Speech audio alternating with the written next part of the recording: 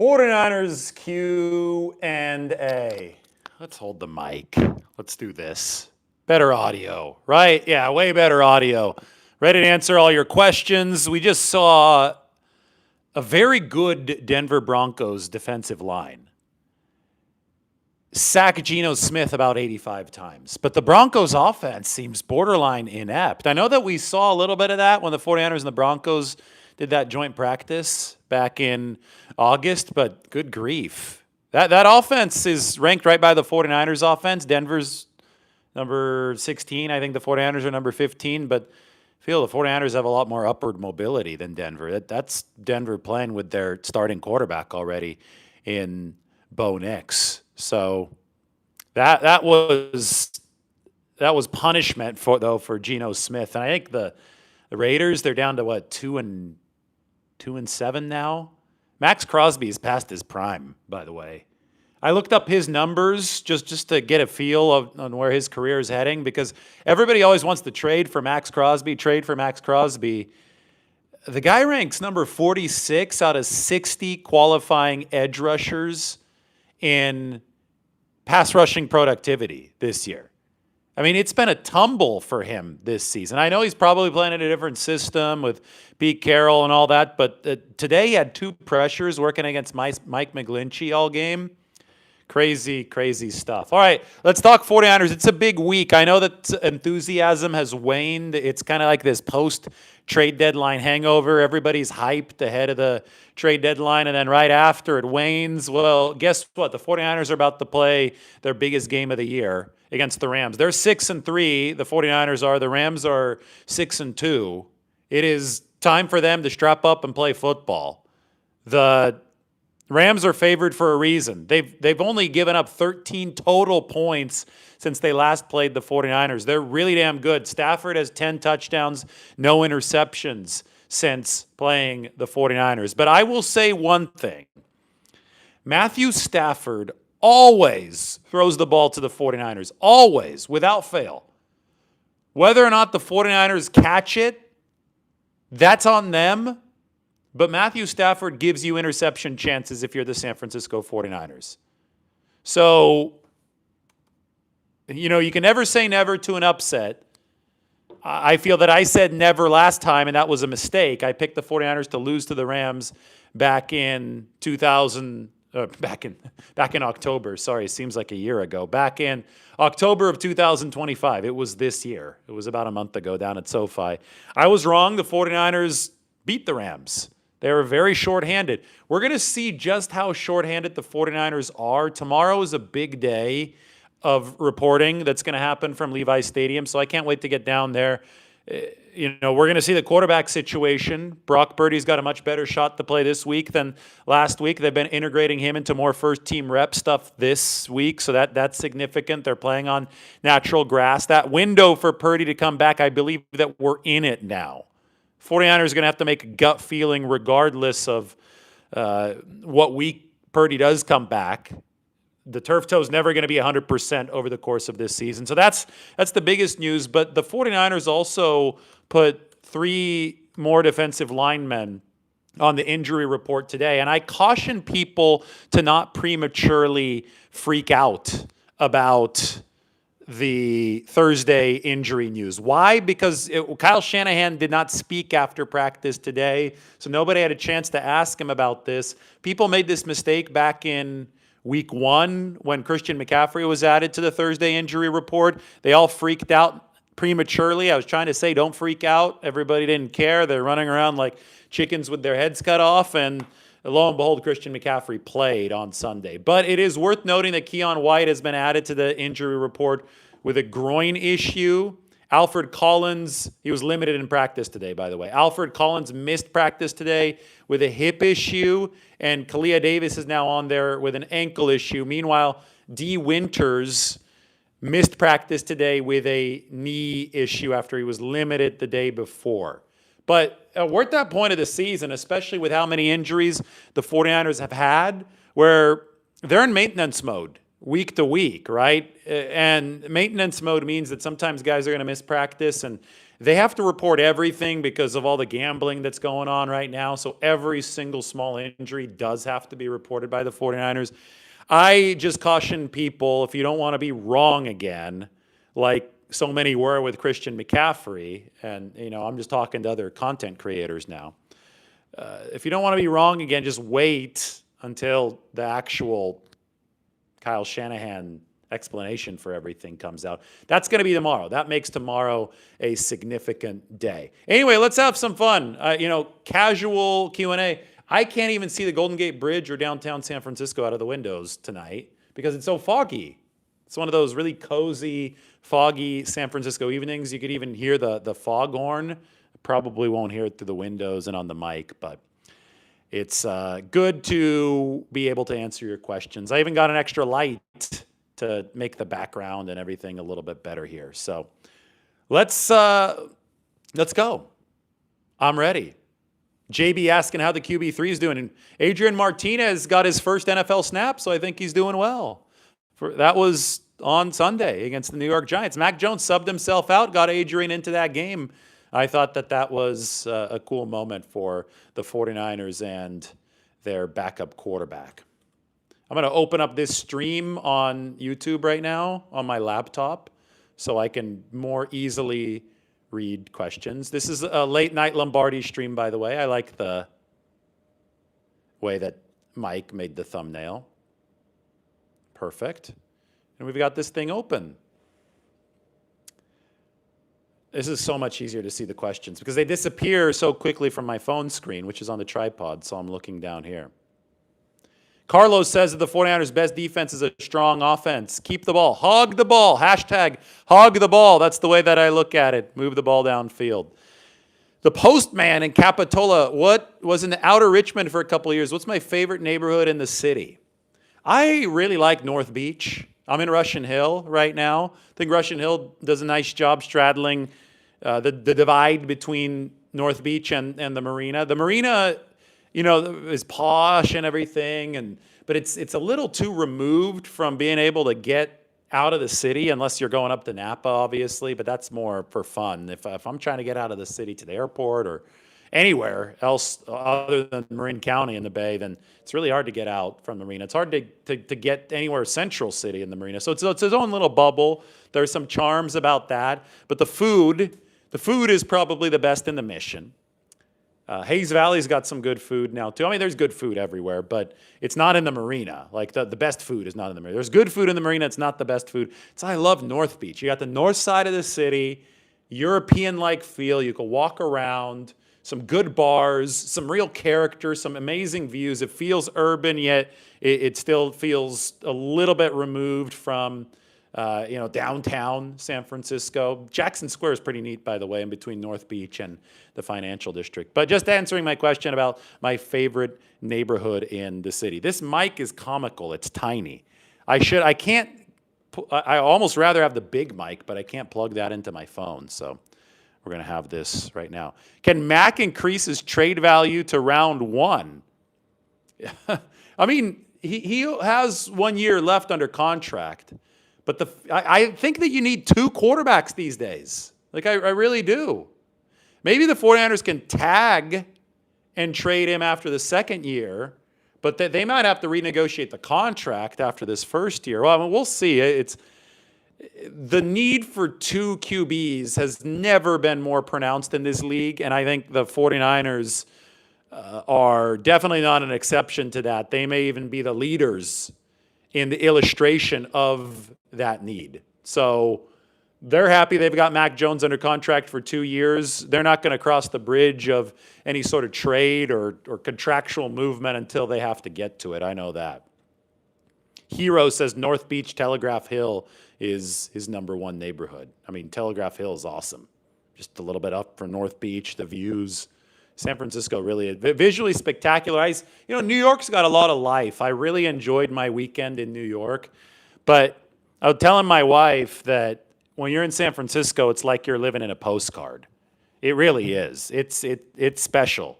I mean, I don't know if we're going to be able to do it today. I know that we ceremonially end these videos Hero says his hood is Telegraph Hill. Man, you got to email me and invite us over for beers or something because I love Telegraph Hill. But when you look at some of these views in San Francisco, it's literally like you are living in a postcard. And it's one of the few cities in America, maybe the only big city in America, where you could truly say that. You know, America doesn't have the nicest views in cities. America's more about the national parks when you're looking for actual scenery, but San Francisco is the exception. Steve asking how the 49ers are going to end the injury curse. Maybe they got to move back to Candlestick. Maybe it goes back to that. Maybe they've got to come back to San Francisco, speaking of the city. You know, everybody wants to talk about a Mac Jones trade. Why don't we focus on Mac Jones potentially needing to beat the Rams on Sunday if Brock Purdy isn't playing yet? I don't know. Well, we'll see what the 49ers do. I know Purdy's getting closer and closer. We've been talking about it for a while. We've said that the first real possibility would be this game against the Rams, and it is indeed shaping up that way. But the 49ers are 6-3 right now. I get that the efficiency clips for the 49ers have not been great, so it's rather surprising that they're 6-3, but they are 6-3. Mac Jones is a big part of it. Why don't we sit back and enjoy the ride instead of focusing on what they might trade Mac Jones for in the offseason?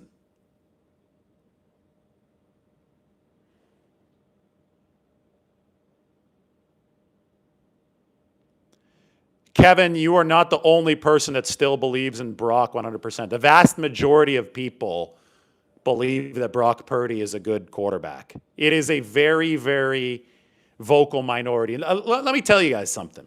We have internal numbers, right? We have numbers. We can see the percentage of people that like each video. This is going to be fascinating, I think, for a lot of people. Just to give you, and I think this is where so many, I don't want to give away our secret sauce because more people watch us than any other 49ers show, but you know, we've developed a loyal audience, and I'm willing to give away some of the secrets here. But when I put out videos, our average like rate, like versus dislike rate, is 98.6% likes. Okay, so we could get a feel for how angry people really are if it's anything different than that. If they're really hyped up, it's going to be over 99%. When the trade deadline happened and you had a lot of people just throwing hissy fits and crying about the 49ers not trading people, I suspected that we would see, you know, a like rate that dipped down into the 70s if I made a video explaining why the 49ers didn't make any moves. Like, I looked at Twitter and I saw supposedly so many people so upset. I put out a video explaining the moves, and guess what the like rate of the video was? It was like 95.1%. 95.1% of people liked the video that explained the 49ers rationale that, you know, went against the grain of everybody trying to yell on social media. So that was only 3.5% lower than our typical like rate on videos. So my conclusion from that is that it is simply a very loud, very obnoxious 3.5% of people who are upset about every single thing that the 49ers do anyway, but they had a chance to be extra loud when the team could not find a deal that made sense at the trade deadline. And that 3.5% of people, that's the same group of negative people, negative Nancys we can call them, on every single 49ers issue. And sometimes they have the opportunity to be a little bit louder, but you're talking about Brock Purdy not being appreciated. I guarantee you that it's only this loud 3 to 5% of people that all of a sudden don't think that Brock Purdy is a good quarterback. But they just make more noise on Twitter. Now, the mistake that other content creators make is that they feel that 3 to 5% that really, really loud, obnoxious minority, they overestimate its actual size because that's all they see online. And they think, oh boy, like all these loud people, that must be who I need to cater to. So I'm going to make a 49ers video and I'm just going to get emotional and I'm going to yell and I'm going to say stuff that doesn't make any sense because I'm going to be critical and I'm going to go out and really make it's like wanting to be accepted like it's junior high or something. I'm going to make content that makes this fringe really happy, but a lot of these content creators don't realize that they're just trying to appeal to a fringe. So then nobody watches their videos. They struggle to get 10,000 views for a video, which is, 10,000 views, not a lot, like on YouTube. Like our slowest performing content of the off season cleared 10,000 views. So that's the really, really big mistake that is happening. It's a misread of the room. The vast and silent majority of 49ers fans are intelligent, want objective news, don't want somebody sitting there yelling and trashing everybody involved with the organization for no reason.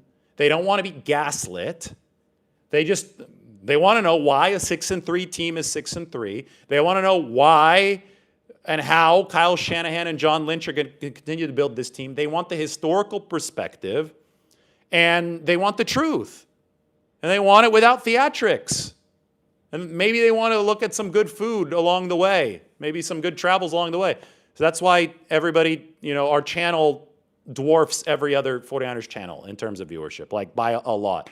And I was talking about it with Mike today, and I thought that I would just share that, that little 3.5% anecdote.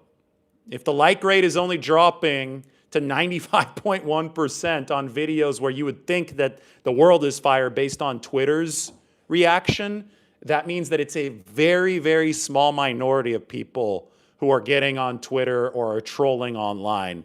The vast majority of 49ers fans are intelligent and they want unbiased commentary. And the biggest proof of that is not the like rate of our videos, but it's the viewership of our videos. You go to our channel and again, we're dwarfing every other channel because we're just objective and we're delivering the news. It's not that hard.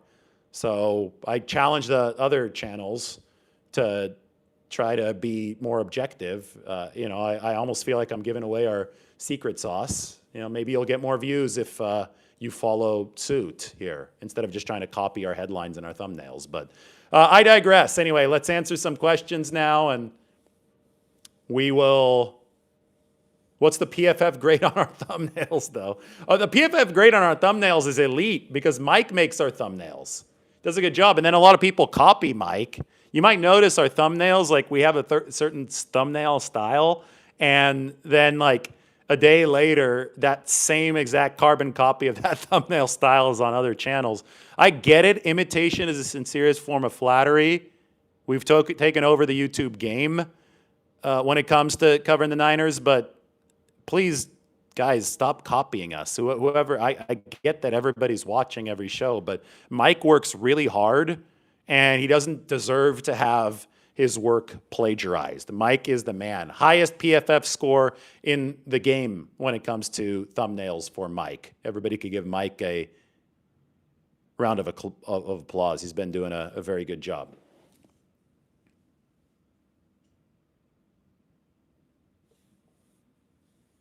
What does Adrian Martinez look like for real? Adrian Martinez is athletic. I think he's a live thrower. I've seen him throw. He hasn't had a chance yet in an NFL game. Today, when asked about him, Clay Kubiak said that Adrian Martinez is very smart. He's loved the way that he's processed. The week of, I don't know if it was the Jacksonville game. It might have been the Jacksonville game, or it might have been, the Tampa game. It was the week of the Tampa game where Brock obviously wasn't ready to go yet. And Mac Jones was really beaten up. Remember the 49ers had to work out a couple of veteran quarterbacks, including Nathan Peterman, the day or 2 days before they played Tampa. That week, Adrian Martinez had to get significant amount of snaps in practice. And he really impressed Clay Kubiak, who's the 49ers offensive coordinator, with his knowledge of the playbook, where he was going with the ball. He was able to run the 49ers offense effectively that week.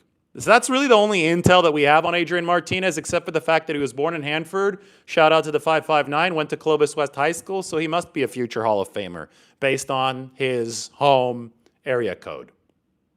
You know, Mac Jones today revealed that Kyle Shanahan yelled at him in the headset after he tried to push Christian McCaffrey in the pile forward. That was awesome. So the headset's cut out 15 seconds before the play clock runs out. And they essentially open up communication right after the play ends. So you can imagine that communication. Mac tries to push the pile forward, throws his body in there. Not the first time he's done that. One of the reasons why his teammates love him. Headset comes back on, and Kyle Shanahan, before he, sends in the play, 19 structure fool, blah, blah, whatever terminology he has. Sounds like an air traffic controller when he does it. It's like, what the WTF are you doing, Mac? I want you to get out of trying to push the pile. We already have one quarterback with turf toe. There have been games where you've been vomiting on the sideline. We have Adrian Martinez, but the guy has not thrown a single pass at this level in a game yet. Get yourself out of the pile. Okay, here's the play. Go run it. I just think it's hilarious. Silence says, I agree. Purdy's the QB, so they need to IR him and let him truly heal. Toe injuries have ended legendary careers. Patrick Willis. Well, here's the thing. I think that if Purdy just sits, just to let it heal, he's going to get out of shape, and then there's no return this year. You can't just shelve the best quarterback on your team, especially since Mac Jones can get hurt at any moment, when you're 6-3 and you've got a chance to win.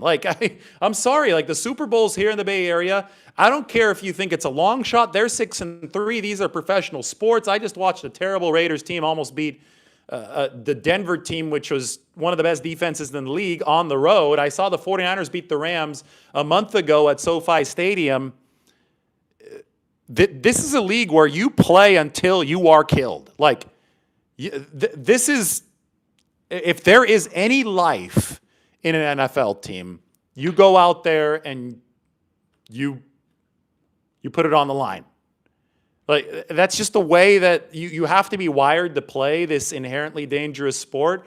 And then when you have results like the 49ers have delivered this year, when they are 6-3, despite the fact that the point differential and some of the advanced stats suggest that they should be worse, if you make it into the tournament, you're only a couple wins away from being in a spot where, oh my gosh, this is the NFC Championship game. A team that was similar to this one with the 2021 49ers. They had a defense that was ranked, at least the pass defense was ranked in the 20s. The run defense was near the top of the league. And the offense, this year's offense has a chance to finish the season with real juice. There are guys who should return, and they already scored 34 points last week. I know the Giants aren't a good defense, but you could see the vision. Plus, the 49ers have the second best special teams efficiency in the league since week 2. And we've seen special teams ruin games for the 49ers. But this year, it has won games, and including the Rams a month ago, and it could win some more for San Francisco. The margins in this league are so thin that you don't tap out early. And when it comes to Brock Purdy, I saw the comment there saying, put him on IR. They're not putting him into games. He hasn't been in a game since Jacksonville on September 28th. It's been over a month since Brock has played in a football game. So they're obviously monitoring his toe very closely and generally avoiding stuff that could aggravate the injury.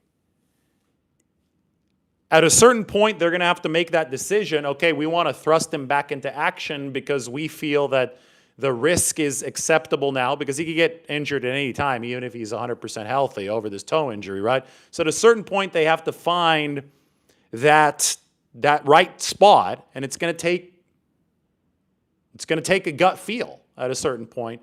But what they can't do is just wave the white flag.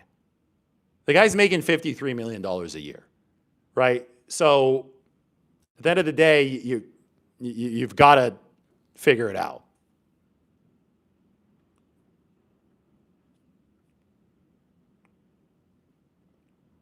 Somebody asked, do I think that Purdy will be himself this season if the toe will be an issue all season? I mean, guys are playing through stuff very frequently in the NFL. Purdy has played through stuff before. Is he going to be the fastest mover that he's been in his entire career? Is he going to be able to drive the ball in the same way that he has at his very peak in his career? Maybe not. But so much of the quarterback position is played in between the ears. So, I mean, this is a league where you got to battle, where stuff is not going to be 100%. So what the 49ers are doing right now is they're long gaming this so they can minimize the chance of aggravation as much as possible this season. But they realize that Purdy can give them a ceiling that Mac Jones can't. Purdy's pressure to sack ratio, you want this to be as low as possible, is 5%. That means only 5% of pressures against Brock Purdy turn into sacks. Mac Jones's pressure to sack ratio is 15.4%. That's significantly higher, okay? So that stat in and of itself shows you the higher ceiling that Purdy can give you against really good pass rushes or against teams that are slowing down the 49ers run game where not everything is set up. There's a reason why Brock Purdy's explosive play rate is higher than, or the 49ers explosive play rate with Brock Purdy is higher than when Mac Jones is in there. But you've got to make sure that Purdy doesn't suffer the same fate as he did on September 28th when he did aggravate that toe injury against Jacksonville.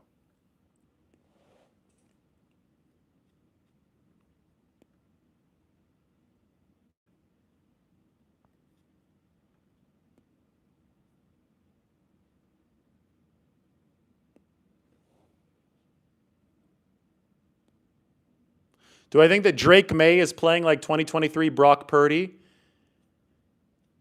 Drake May is playing well, but he's nowhere in the ballpark of 2023 Brock Purdy. Let's go to QBR. Let me just give you a QBR,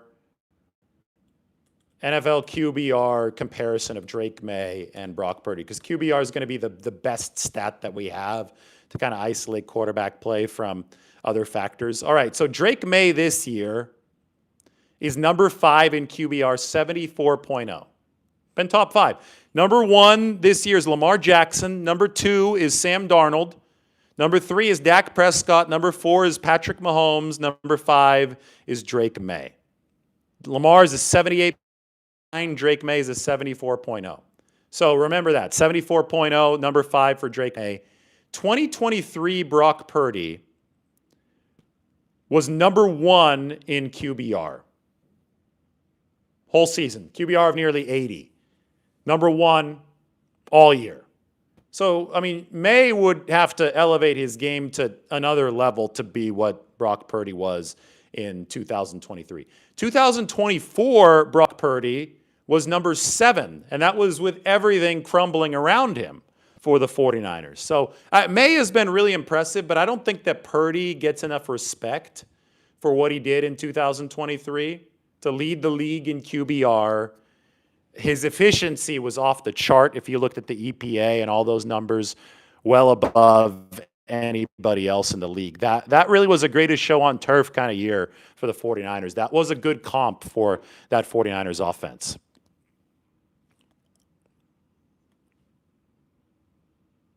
Sam Darnold is playing really well. He deserves credit, and the 49ers deserve credit for turning his career around. Sam is a very talented guy.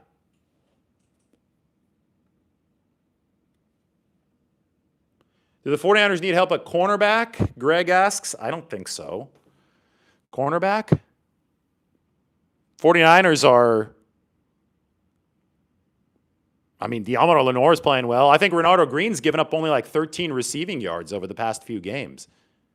Or 13 yards per game, sorry. 13 yards over the last 4 games, I think I saw a tweet today. Yeah, I think the 49ers are fine at that cornerback position. Mike's score prediction is preposterous. We were complimenting Mike earlier. He says the Rams are going to beat the 49ers 35-14. Jeez, Mike. But he's trying to get a reverse jinx. It comes with a disclaimer. Niner Faithful asks, thoughts on Asante Samuel Jr. meeting with the 49ers? That's not going to be until Monday. And he's coming off of a spinal fusion surgery. Maybe it's nice cornerback depth. They could bring him in Eli Apple's spot on the practice squad. But, right now the 49ers, I think they're happy with Lenore, Renardo. Upton Stout is developing as a player. This is not a great 49ers defense. And they're sorely lacking, and especially in the pass rush area. But they added a little bit right ahead of that trade deadline with Keon White, and we'll see what his health status is, and obviously with Cleveland Farrell. The offense is going to have to carry this team.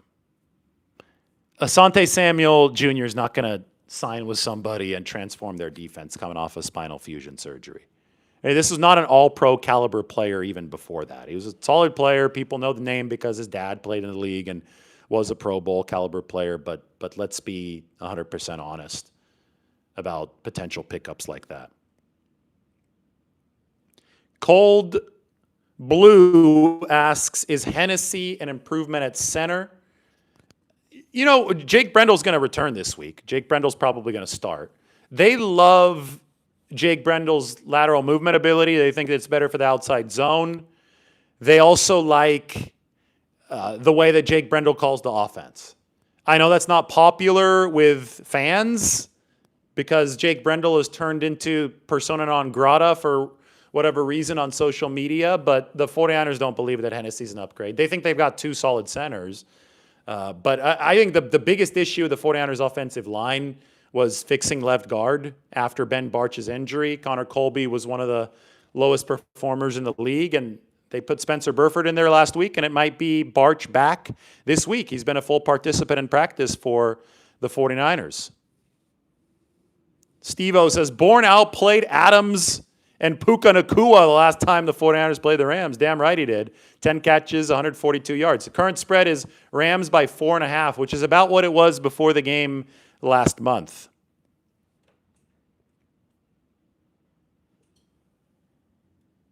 I need to see how long I've been live. All right. I've been live for 33 minutes.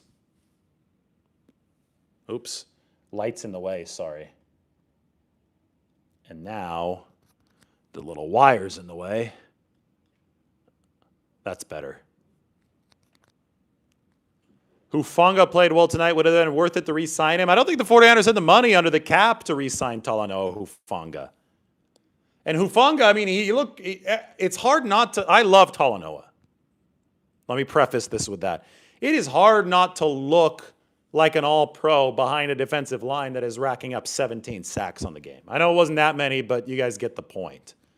That Denver defensive line was just eating the Raiders alive.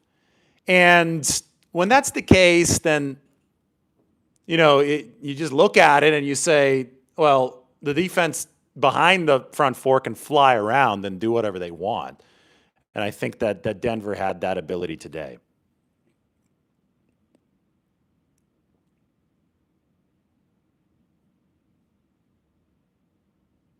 Silent says that Purdy's gunslinger mentality gets him into trouble. No, it doesn't. Purdy's gunslinger mentality is what makes Brock Purdy. He's one of the most explosive and efficient quarterbacks in the league because he takes some chances. Quarterbacks are going to throw interceptions. But if you want Alex Smith from 2006 to 2000, his whole tenure with the 49ers, if you want Alex Smith again as your quarterback, be my guest, but you're not going to win many Super Bowls with that type of talent and that type of mentality in the quarterback room. You've got to take some chances in this league. Brock Purdy is ranked way ahead of Mac Jones consistently in every single facet of football evaluation. He's a better quarterback than Mac Jones. So, and Mac, it would be on pace to throw more interceptions than Purdy last year if he played this whole season. But without a lot of the explosive plays, Mac has been great. He's been a good quarterback too for the 49ers. But to somehow suggest that he's doing something at a higher level than Brock Purdy just isn't accurate. I mean, all of this is reflected in the EPA and the QBR. It's reflected on the tape. But I think sometimes we need the numbers to more dispassionately show what the actual deal is. Brock is a better quarterback. The 49ers want him back. There's a reason why they keep on saying, yeah, when he's fully healthy, this is his team. Yeah, Matthew Stafford has a gunslinger mentality too. He throws it to the other team when it's the 49ers, usually several times a game. They've got to catch the interception opportunities though. INTs are part of the game, period. Like interceptions are, there's no quarterback in the history of football that has not thrown an interception if you've thrown enough passes, right? It is about overall efficiency because you're balancing the chances that you take, the risks, the rolls of the dice with the potential drawbacks.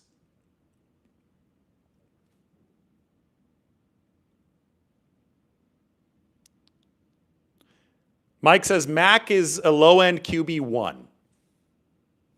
He can win you games, but there are better options. And the 49ers might soon have a better option available once Brock Purdy comes back. But you know what? I think the 49ers are thrilled that they've got both of these guys. I think that's the main thing here to remember is that the 49ers have both Brock and Mac, and they need to. They have needed to. Mac has been 5-2 over his 7 games. Give the guy his flowers. To get that out of your QB2 is special. Now, there have been other circumstances that have boosted the 49ers record. Mac is number 14 in QBR, which is really good for QB2. But, all things even, outside of that, you would expect them to be about 500, right? They're not. They're better than 500. They're 5-2 with Mac Jones. And I think that the reason for that, you look back to the special teams unit. You look back to some timely contributions from the defense. Christian McCaffrey playing some great football. And Mac has been really good in clutch situations for the 49ers this year. He's taking care of the ball at spots where he needs to take care of the ball. I think that people would be talking about Brock Purdy a lot differently, even despite this toe injury, if he had his receivers catch at least 2 of the drops that we saw against Jacksonville. Because they probably win that game against Jacksonville if those receivers catch those drops. But the fact that they didn't catch those footballs, that meant the 49ers lost, and it meant everybody's saying that Brock Purdy played horribly. I thought he was pedestrian in that game. He obviously wasn't 100% with his toe. And they lost. And so many people judge quarterbacks based on the final result on the scoreboard instead of the actual process of the game. So the 6 drops are being ignored as we move, especially as we move further and further away from them. All right, guys, it's been fun. I wanted to go about 40 minutes, and we've gone 38 minutes. Do I show you the city today? Yeah, let's go look to see how foggy it is. Hold on. I've got to go turn off all the lights. Be right back. First, got to close the computer screen.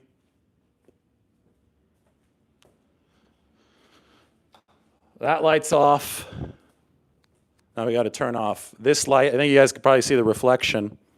Yeah, you can see the ring light now. Not for long. Ring light off. All right.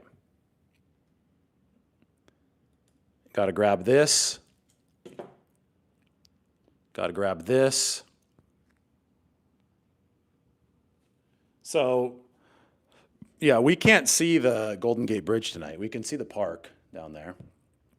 That's cool. But look, do you see how foggy it is? Normally we'd be able to see the bridge. This is our city skyline view.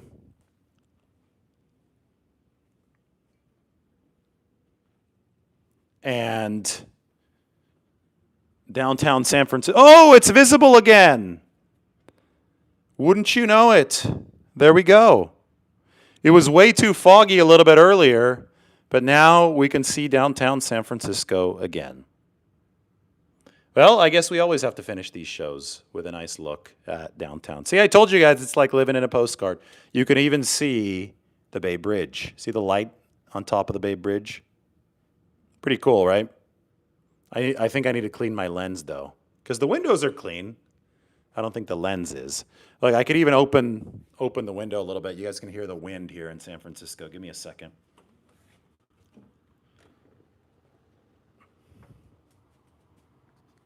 I'm going to hold the mic out there.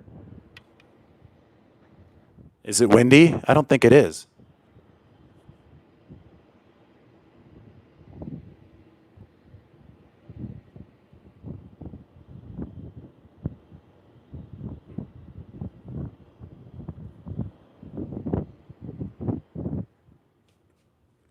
Not really windy. So the fog moved on. I was afraid I was going to get my hand stuck in the window there for a second, but we got it out. All right, guys. We will see you soon.